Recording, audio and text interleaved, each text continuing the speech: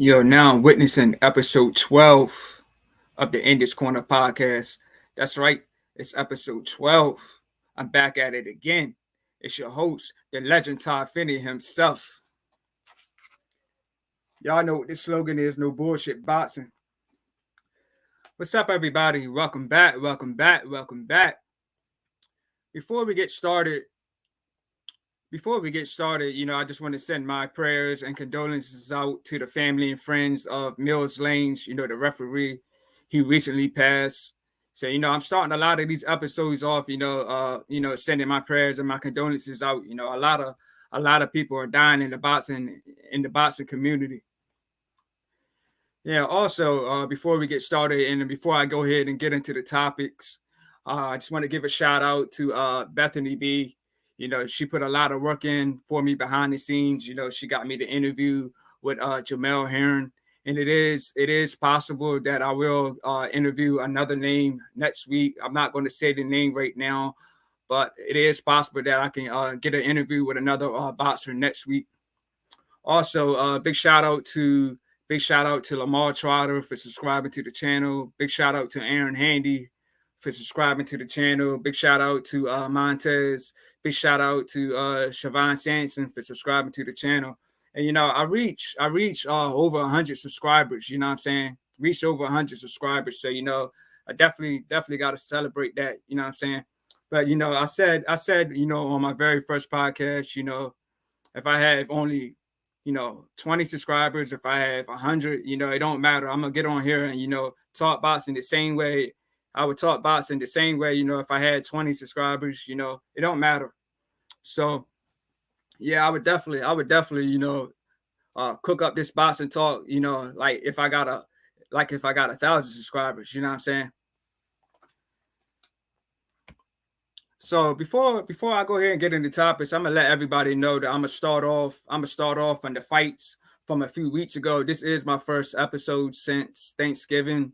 Yeah, I did an episode the day before Thanksgiving, so this is my first episode, since Thanksgiving. So I'm gonna start off with the fights from a couple of weeks ago. Then I'm gonna go ahead and move forward to the fights from last weekend. Terrance Crawford, David Avanesyan, Jared Anderson, versus Jerry Forrest.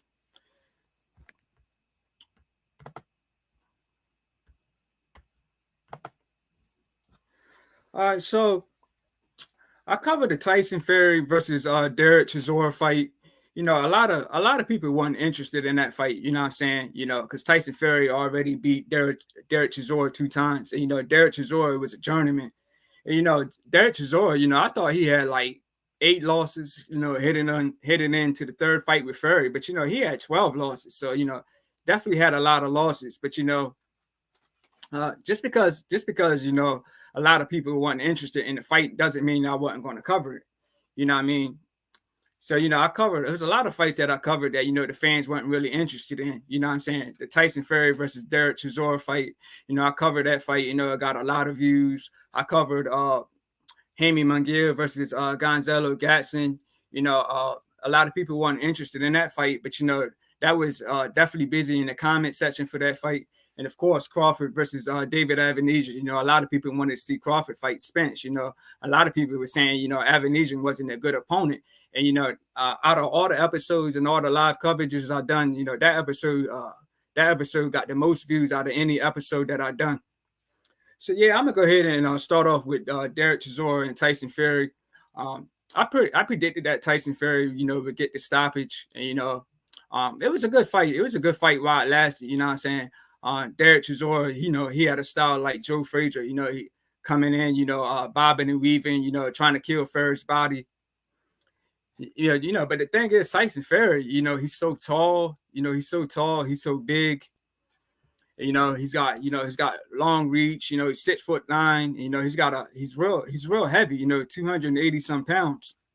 You know what I'm saying? So I expected Tyson Fury, to win that fight easily. But Derek Chisora, he was game, but Tyson Fury was just too much. You know what I'm saying? If you look at Tyson Fury's record, his last 4 fights, he's got all knockouts and stoppages. He stopped Derek Chisora. He knocked out Dylan White with an uppercut. He knocked out Wilder in the trilogy. He knocked him face down. You know, in the second fight with Wilder, you know, he stopped Wilder. So, you know, Tyson Fury's record, man, you know, to me, Tyson Fury is the best heavyweight boxer of this era. And, you know, I hope that we can get him and Usyk, you know, for maybe I would say the summer of 2023. But, you know, his arm has to heal. So, you know, when after the fight was over, you know, Usyk got in the ring. And, you know, of course, Tyson Fury, you know, did his antics, did his talking, but you know, Usyk didn't fall into that. You know, Usyk didn't seem phased about all that stuff that he was doing. So, you know, I hope we can get that fight for, you know, maybe summer 2023. And so also I want to get into the Gervonta Tank Davis versus Hector Garcia card. Yeah, I want to get into that card. I did purchase my tickets for that fight. You know, I got the $150 tickets. So, you know, I hope they're good seats. You know what I'm saying? I'm going 5 deep. You know, big shout out to my buddy Katrina. You know, she's gonna be going with me. So yeah, I was telling a lot of people prior that, you know, I haven't been in this venue before, but at the time, it was called the Verizon Center. So now it's called the Capital One Arena. But at the time, it was called the Verizon Center. So yeah, I have been in the building before, but this was like back in like 2014. So, you know, when I was telling people I'd never been in the venue, but I didn't realize it was actually the same place. So yeah, I'm definitely going to be in the building for that fight. You know, I'm excited. Can't wait to be in the building for that fight. You know what I'm saying? Awesome card. Jaron Boots Ennis versus a Ukrainian guy. He's going to be the co-main event. And also, it was also announced that Demetrius Andrade versus Damon Nicholson. You know, that fight is going to be. I believe that's going to be the opening of the card. You know, on the telecast. So, you know, I'm happy to see, you know, Demetrius Andrade, you know, back in the game. You know, he's back in the mix because, you know, for 2022, Andrade didn't have one fight. You know, he didn't have one fight this year. So, you know, to be starting off 2023 and, you know, to be fighting on Showtime, you know, I'm happy for Demetrius Andrade. You know, he is fighting Damon Nicholson.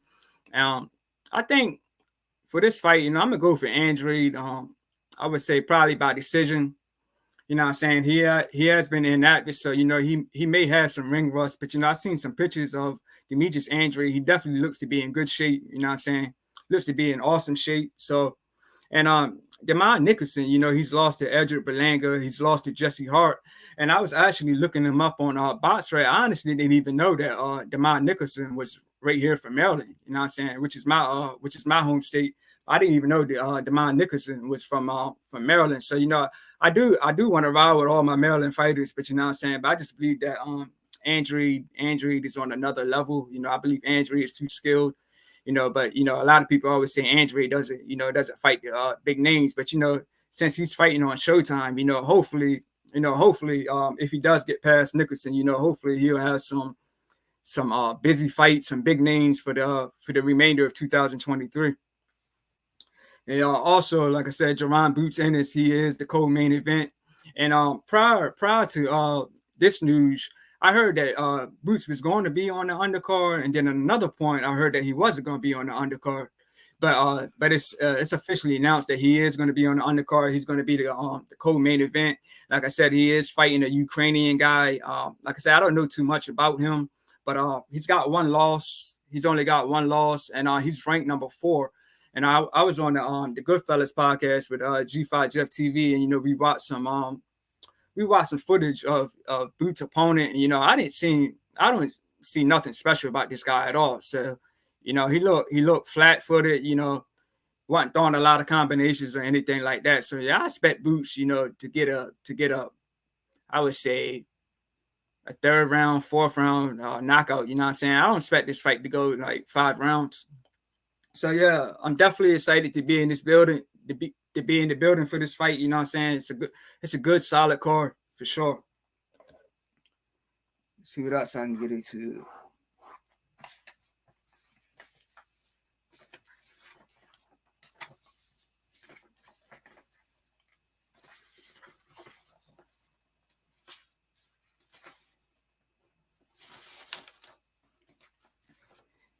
Yeah, so I'm gonna go ahead and jump into the Terrance Crawford versus David Avanesyan fight that, you know, that we had last Saturday. You know, I covered the fight live, and to me, it was a good fight. You know, it was a good fight for the 6 rounds that it lasted. You know what I'm saying? I gave round one to David Avanesyan. You know what I'm saying? He was coming forward, you know, coming forward with his guard up, throwing big right hooks. You know what I'm saying? Landed a lot of big hooks on Terrance Crawford in that first round. So I gave round one to David Avanesyan. But you know, as the fight went on, you know, Terrance Crawford, you know, he started to find his rhythm. You know what I'm saying? He was fighting from the back foot, you know, sticking and moving. You know, a lot of people were trying to say that Terrance Crawford was running, but you know, he wasn't running. You know, he was just fighting smart. You know, fighting from the back foot. You know what I'm saying? Working the body, working the body. You know, he eventually stopped David Avanesyan in the 6th round, and it was perfect. It was a perfect uppercut and the right hook that laid Avanesyan flat out. So, you know, it was a good fight while it lasted, but, you know, a lot of people weren't really interested in that fight, you know, because they expected Terrance Crawford to fight, you know, Errol Spence. And as far as Errol Spence, you know, it was news that, you know, that he was in a bad car accident, but I think it was a teenager or something that ran a red light and hit him head on or something like that.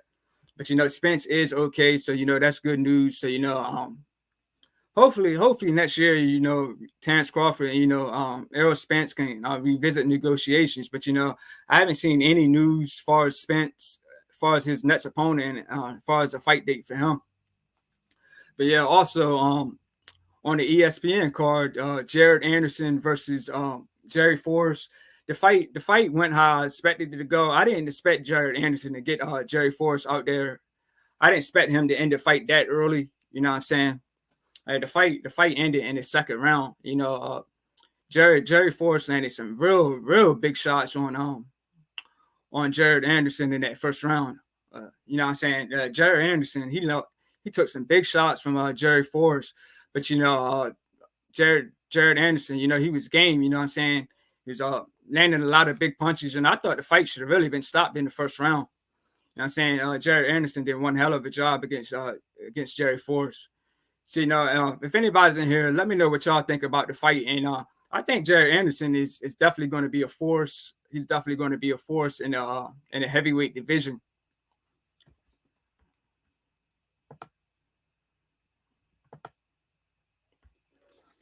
Yeah, I think Jared Anderson is definitely going to be a force in the heavyweight division. You know what I'm saying? So I think he should fight, you know, Richard Torres. You know, Richard Torres is an upcoming fighter. You know, he fights on ESPN. And, you know what I'm saying? He's only got like 4 fights. So I do think it would be a little too early for him in his career at this point. And I don't think that his team will want him to take this fight against Jared Anderson. But if his team believes in him, I think that's a fight that he can make happen for 2023. I would say, you know, maybe the end of 2023. Maybe if Richard Torres can get at least maybe 3 more fights in. Got my guy Lavelle Jackson in the building. Says, "What up, though? Anderson will be a force, but needs to work on getting hit, leaning back." Yeah, big shout out to you, man. Yeah, that's what I'm saying, man. Anderson, he's a problem. You know, he's saying he's only 22 years old. You know what I'm saying? Only 22 years old. He's real young, but he's definitely got to go back to the drawing board. You know, he's got to work on that defense for sure, man. Because, you know, if he don't tighten up that defense, man, if he fights somebody that got power, man, he's going to get knocked out. You know what I'm saying? He's going to get knocked out. So yeah, he's definitely got to go back to the drawing board and work on that defense and definitely do some new stuff in the training.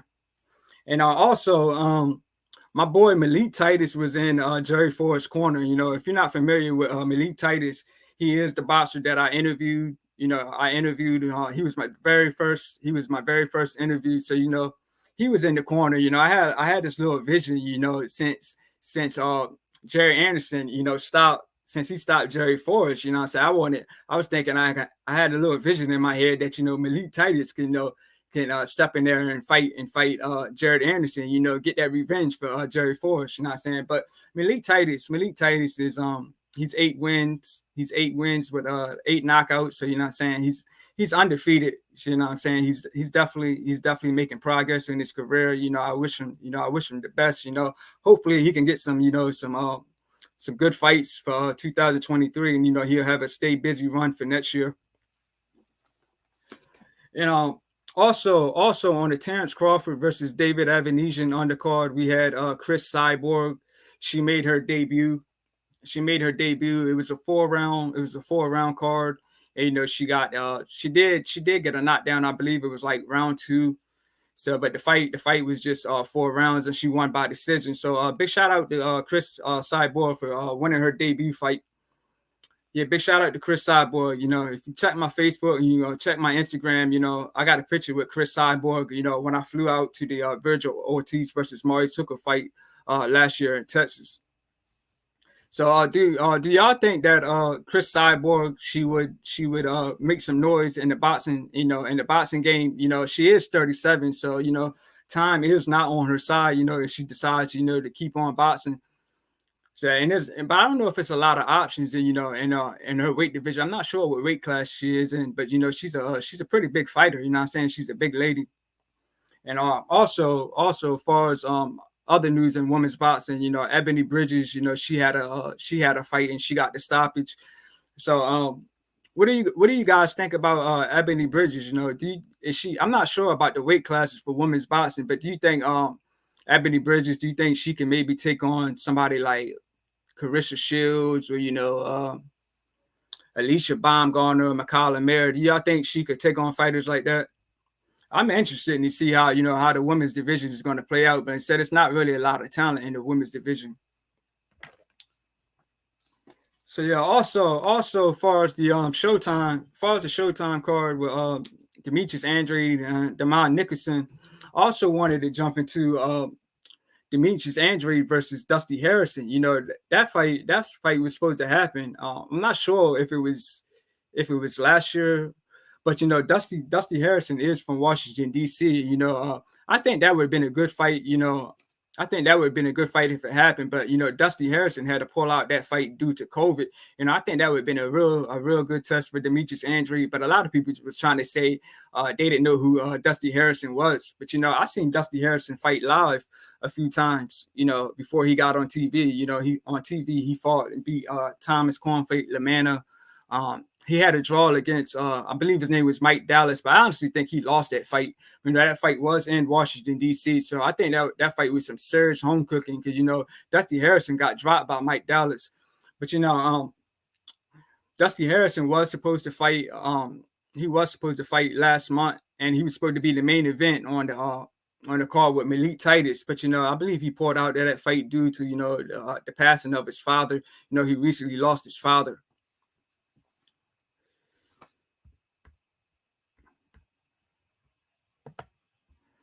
Got Chris G in the building. Big shout out to you, Chris. What's good? He said there's a glove gate happening with Crawford. Yeah, Chris, explain some more to me, man. I see some news that David Avanesyan is coming out speaking about this glove issue with Terrance Crawford. You know what I'm saying? So is he going to try to get that decision, overturned or something like that? But I don't think it was really a big issue. They checked out the gloves, and from what I understand, they were going to go backstage and get some new gloves for Crawford. But I believe the next round or that same round was the round that Crawford knocked out David Avanesyan in. So Crawford, put that work in and got him out there early. And it seems to me like when Terrance Crawford's fight, like right after controversy, Terrance Crawford gets the knockout because right after the situation with the gloves, Terrance Crawford, he two pieces David Avanesyan with the uppercut and the right hook, and he got him out of there. And we can go back to the Sean Porter fight, Terrance Crawford was told by his corner, that he was down on the scorecards, and he was like, how? And then, in the next round, he went out there and he stopped Showtime Sean Porter. So it seems like every time there's controversy with Terrance Crawford, he ends up getting the knockout with a stoppage. So what do you guys think about that?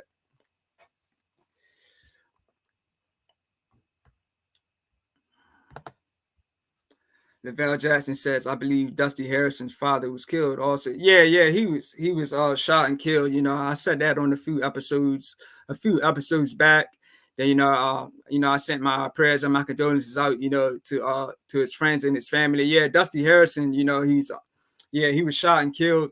I I believe it, yeah, his name was Buddy Harrison. Yeah, he was shot and killed. So I believe that could be the reason why Dusty Harrison pulled out of this fight. You know what I'm saying? To lose your father and then to go into a fight. You know, I don't think he was mentally ready. You know what I'm saying? So but I hope you know that Dusty Harrison, you know, I wish him a speedy recovery, and you know that hopefully next year he can get back in the mix and get some fights lined up. Because you know Dusty Harrison, man, like in the past, he had a period of inactivity. I believe it was from like 2017 to like 2019, like for like 2 years. You know, he was inactive, and I don't know why. So you know he's had a funny career. You know his career is similar to like Demetrius Andre. You know I guess I don't know if it was bad promotion, but yeah, Dusty Harrison was inactive for a long time, and he's definitely picked up some weight. So you know I think he may be fighting in a higher weight class now.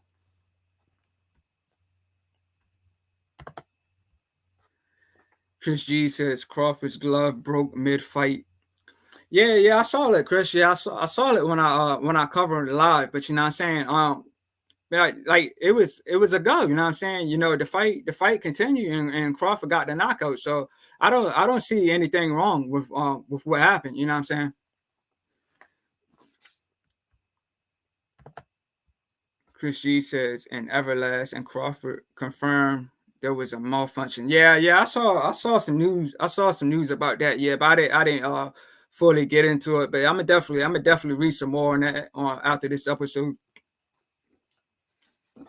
So let's see what else I can get into.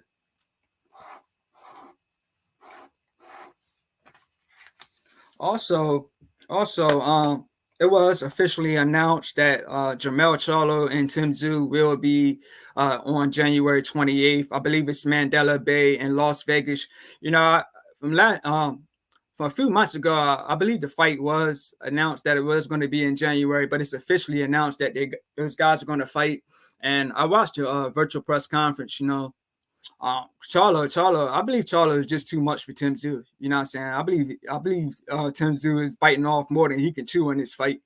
You know what I'm saying? I know his father, you know, was a great fighter. And I believe at the virtual press conference, he was saying that his father was going to be ringside or something like that. So, but I believe Tim Tszyu is biting off more than he can chew. You know what I'm saying? And I believe it's just too early. It's too early, you know, in his career to take this fight. Yes, he did beat Terrell Goucher, and you know he got knocked down against Terrell Goucher. But you know, to me, I don't look at Terrell Goucher as you know as a great fighter. You know what I'm saying? To me, Terrell Goucher just never performs at his best. You know what I'm saying? He's a good fighter, but he just never. To me, it seems like he never gives it his all. But yeah, for this fight, I definitely got Jermell Charlo. I got Jermell Charlo winning this fight by KO, or by stoppage. I would say mid. I would say mid rounds. I would say about from round 5 to round 8. I would say that Jermell Charlo would not Tim Tszyu out and get a stoppage. Yeah. So and also as far as Jamal Charlo, there's still no news about Jamal. You know what I'm saying? Jamal hasn't fought once this year, but next year I hope Jamal gets he gets back in there and he gets busy. But did you guys see Jamal Charlo talking to Bivol? You know what I'm saying? You know, they were talking about having a fight and you know they shook hands and I guess they were trying to talk about having a fight, you know, for next year. But you know, Jamal Charlo ain't ready for that smoke. You know what I'm saying? Bivol was on another level.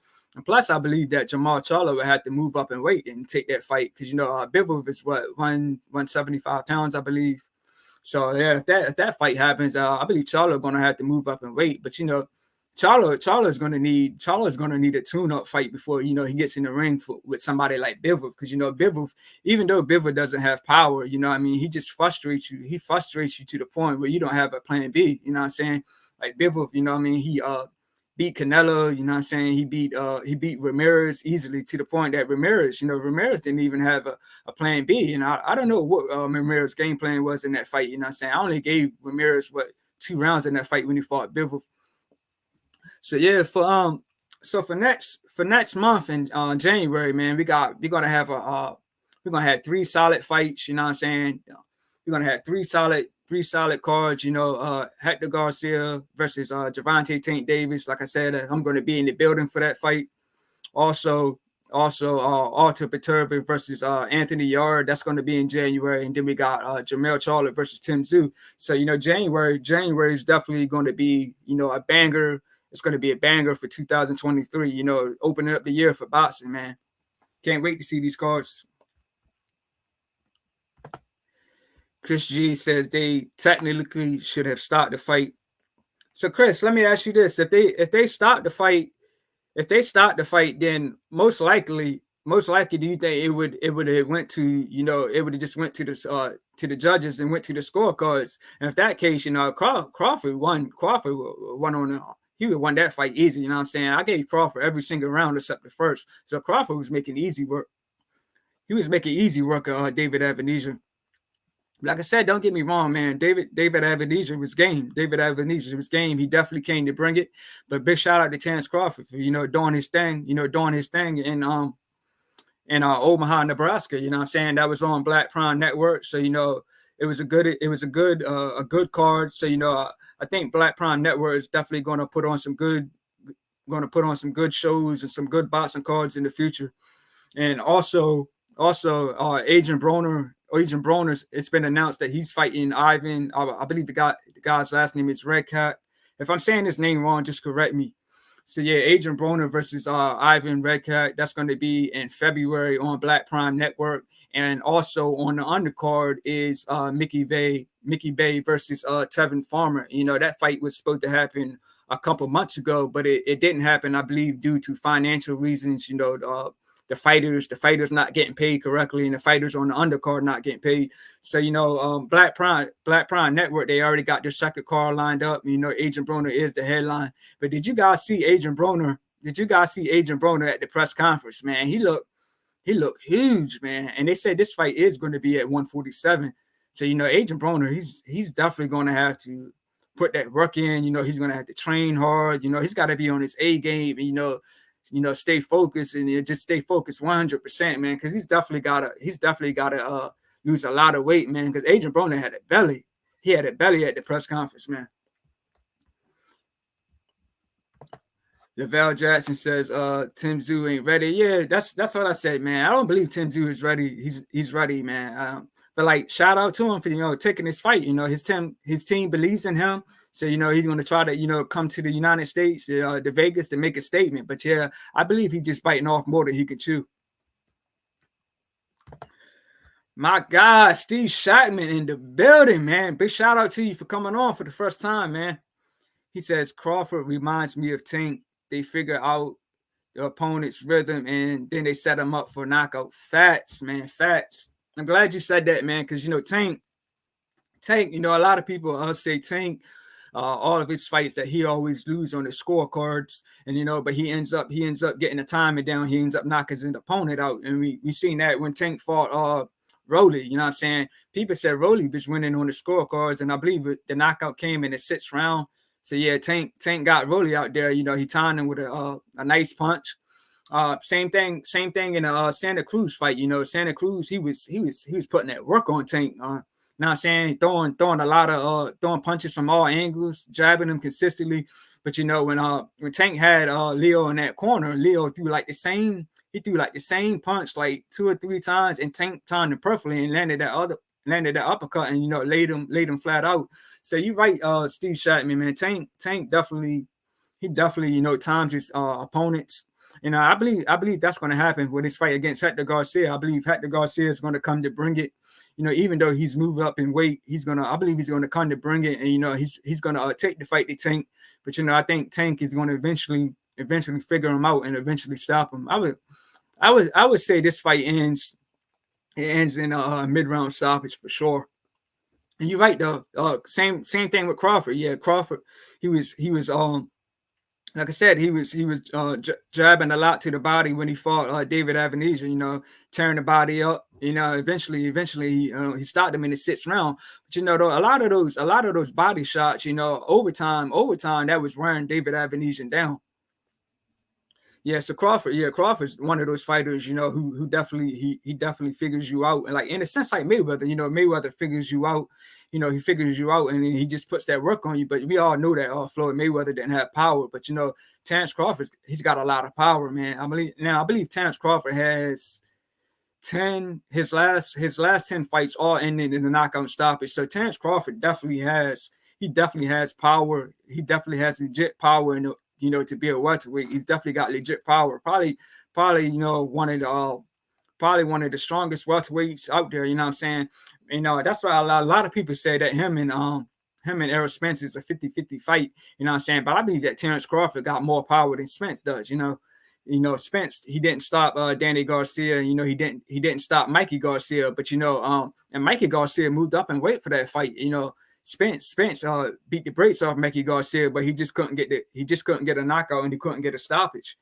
Yeah, and he couldn't, like I said, he couldn't get Danny Garcia out of there. But he definitely had Danny Garcia's face real bruised up in that fight. So Spence has legit power too. But a lot of people think this is a 50-50 fight. But me, man, I'm riding with Bud Crawford all day, man.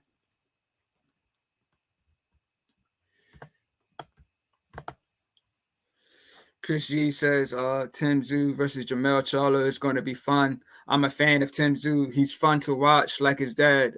Yeah, facts, man. His dad was a good fighter. And, like I said, Tim Tszyu, this I'm expecting to see fireworks, but I just believe that this is too early for him. And I believe that Charlo is gonna, knock him out. Like we seen Charlo knock out the champions, you know what I'm saying? We seen Charlo knock out the champion in Tony Harrison. We seen Charlo knock out the champion in Brian Castano.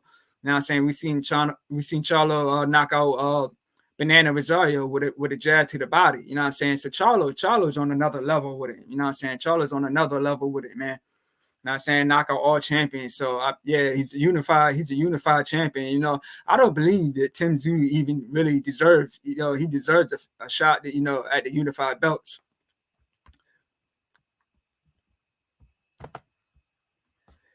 Chris G says Spence didn't even stop Porter either, and I thought he lost. Yeah, facts, man. I forgot. Yeah, I didn't even think of the Porter one. Yeah, he didn't stop Porter either, but he did get a knockdown. And prior to the knockdown, I had Porter winning. I had Porter winning, but when Spence got the knockdown, he definitely changed the outcome of the fight. But yeah, I had Porter, winning that fight as well. Prior to the knockdown. So let me see what else I can get into. So I've been doing this live for 32 minutes. Yeah, I expected to keep it short and sweet today. So yeah, I wanted to talk about. I saw some news where Stephanie McMahon from the WWE was saying that she wants to try her hand out in boxing. So what do you guys think about Stephanie McMahon wanted to come over into boxing? Do y'all think she would be successful? Do y'all think she would be a successful promoter? Because the McMahons, they did their thing in wrestling. You know what I'm saying? Wrestling is $1 billion company. You know what I'm saying? But and we had a lot of boxers that that went to the WWE and did their thing. You had the Mike Tyson thing with Steve Austin. You had the Mayweather. You had Mayweather match with Big Show. You had Tyson Fury. Tyson Fury even had a little thing in the WWE with the wrestler. I believe his name was Braun Strowman or something like that. But what do you guys think about the McMahons trying to try their hand out in wrestling? Do y'all think they would be successful? Me, I don't think so. I think trying to manage WWE and manage his boxing is just too much on their hands. You know what I'm saying? Trying to manage two big companies like that. I think that would be too much on our hands because we can take past guys that try to put their hand in boxing. Jay-Z with Rock Nation, 50 Cent tried to put his hand in boxing, but they weren't successful. But the McMahons are already successful in wrestling. But do you guys think they would be successful, in terms of trying to promote boxers?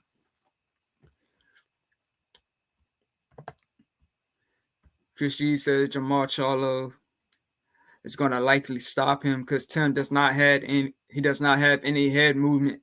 Tim would likely be up on the cards and unofficially and get knocked out. Yeah, I believe he's going to get knocked out, but I don't think he'll be up on the cards, man. I just believe Jamel is too skilled. You know what I'm saying? Jamel, he can go toe to toe with you. He can fight on the back foot. He's got power. So I believe, yeah, Jamel just got too many twos in his toolbox for somebody like Tim Tszyu.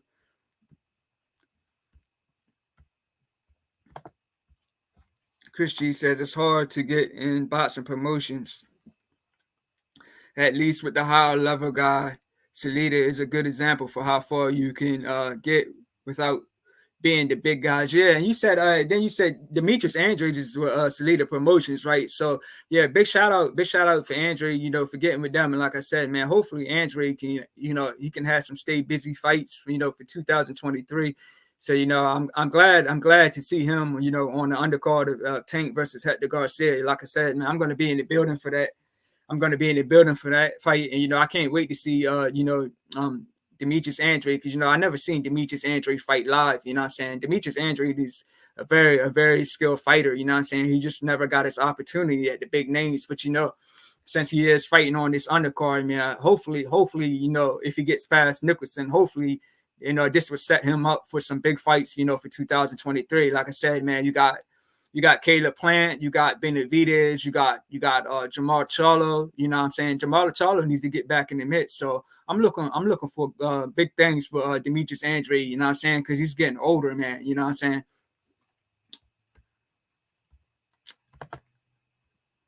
Lavelle Jackson says the McMahons don't know enough about boxing, and every business they done outside of wrestling has failed. Okay, yeah, that's a good point. That's like I'm saying, but I don't think they would be successful because, you know what I'm saying, you know, managing wrestling, and that's already a tough task in itself. You know, and then try to branch over to boxing. Yeah, I don't think they would be successful at it. But I was just reading some news that, you know, they're trying to you know, have their hand in boxing. You know, I remember Triple H walking out with Mayweather to some of his fights. So Chris G says Jamel was losing all the rounds against Rosario. He was losing all the rounds against Tony in his second fight. And I thought he lost against Castano the first fight. So it's plausible. Well, yeah, those are good points, man. Those are good points. Thank you for bringing that up, Chris, because, you know, I had Tony Harrison beating Jamel Charlo in the second fight too.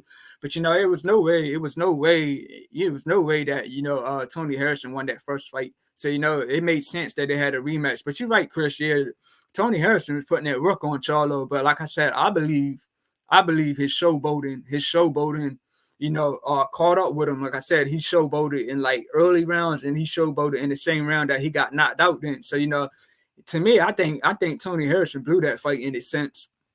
And also, can anybody verify if Tony Harrison versus Fundora is a go?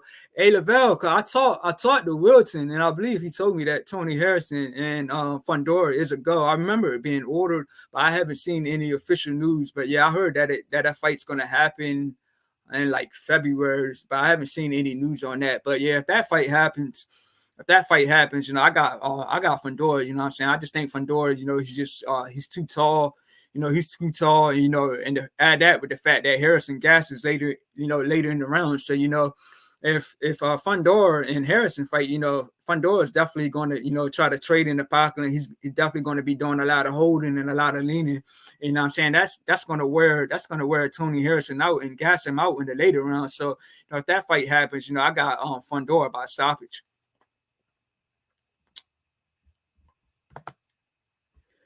Steve Shatman says, I'd be surprised if Tszyu vs. Charlo doesn't end up being the best fight of 2023. I think Charlo wins, but in the war.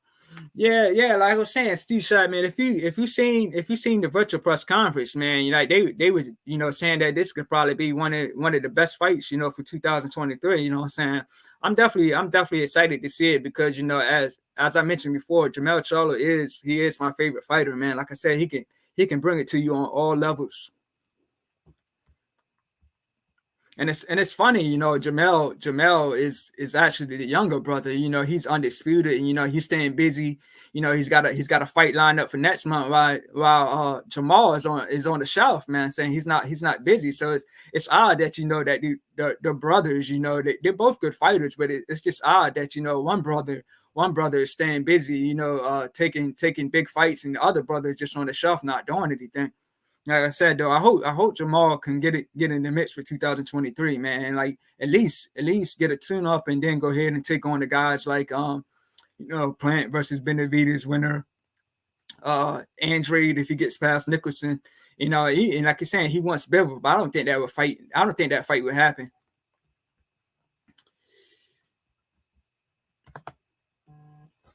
Chris G says we'll be up on the cards because Jamel doesn't throw enough value.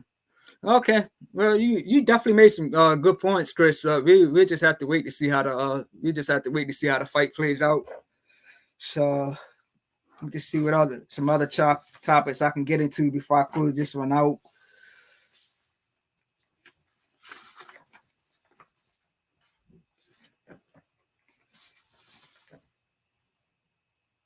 And also, yeah, if you guys haven't seen my interview with Jamel Heron, check that interview out.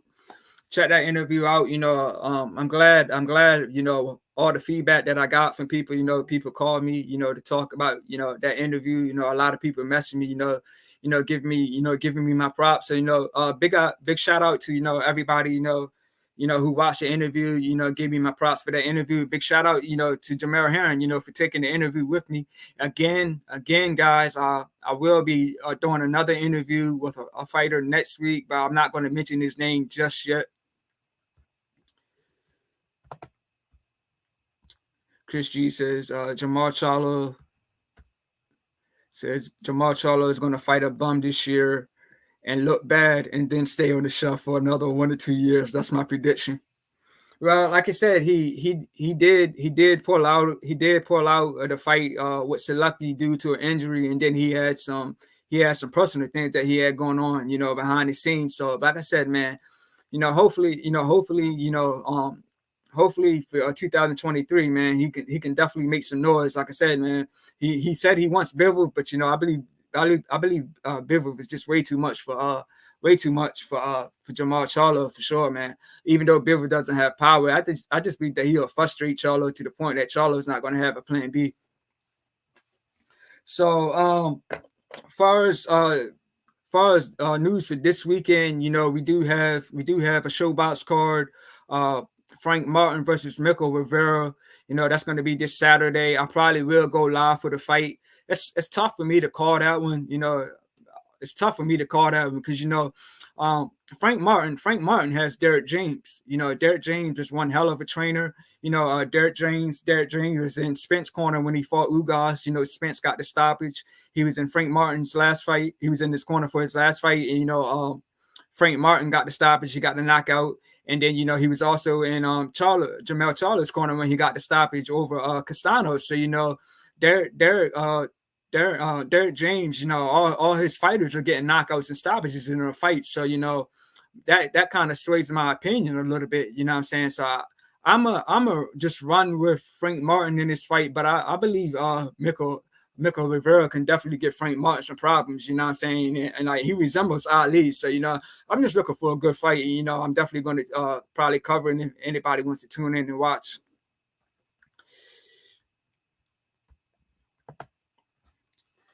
Chris G says, I wish Charlo showed that energy to Canelo or Benavidez. He literally turned down a fight with Canelo in 2019, according to Timothy Bradley and Golden Boy.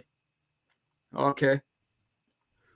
Well, yeah, I believe that Charlo. I believe Chris G. I believe Charlo would rather fight Canelo than Benavidez. You know what I'm saying? I just believe that he would want to fight Canelo. Just the fact that Canelo is coming off that loss against Bivol, and Canelo lost to Mayweather. So I just believe that now Canelo has 2 losses on his record that he would try to fight him. But I can't see Jamal wanting to fight Benavidez, man. Benavidez is just too tall, too fast, got the quick combinations, walk your opponents down. I believe that Benavidez is just too much for Jamal Charlo, and just add that with the fact that he's been inactive. So that's not a fight that I would want to see Charlo fight right now. Like I said, at least one tune-up, then jump in the mix with Benavidez versus Plant winner, or Demetrius Andrade. So let me see what else I can get into before I close this one out, man.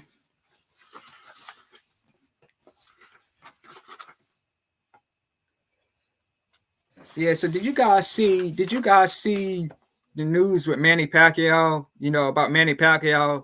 The referee came out and said that he counted long for Manny Pacquiao. And he gave Manny Pacquiao an advantage. So then this was about 20 years ago. But we've seen this. We've seen slow counts in boxing happen all the time. And I talked about this on the Goodfellas podcast with G5. Big shout out to G5. You know what I'm saying? Of course, we had Deontay Wilder and Tyson Fury. Everybody think the referee gave Tyson Fury a slow count in that 12th round in the first fight. And I also mentioned that Steve Cunningham, when he was knocked out by Amir Mansour, he was knocked down 2 times in that fight.